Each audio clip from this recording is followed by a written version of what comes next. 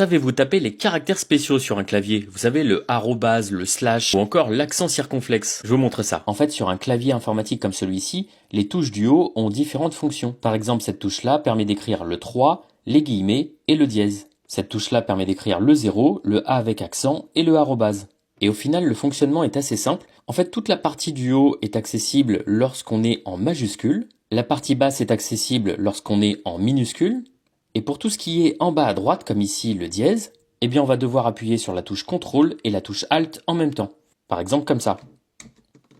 Je vous montre un exemple. Le clavier est pour l'instant en minuscule, donc cette touche-là va m'écrire des guillemets. Si j'active les majuscules, cette touche-là permet maintenant d'écrire le 3. Et si je maintiens les deux touches en bas, eh bien maintenant on écrit un dièse. On peut essayer là également. Je suis en majuscule, j'écris un 8. En minuscule, un tiret bas, aussi appelé underscore. Et lorsqu'on est plutôt sur la droite du clavier comme ici, on peut remplacer les deux touches CTRL et ALT par celle-ci, ALT-GR. Regardez, je l'enfonce, hop, et je peux maintenant écrire l'anti-slash.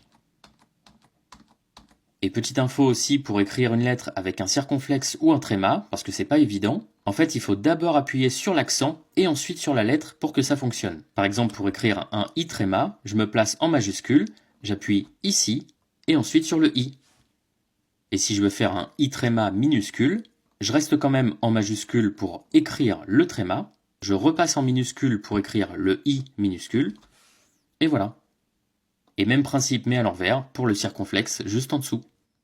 Et pour d'autres astuces comme celle-ci, n'oubliez pas de liker la vidéo et de vous abonner.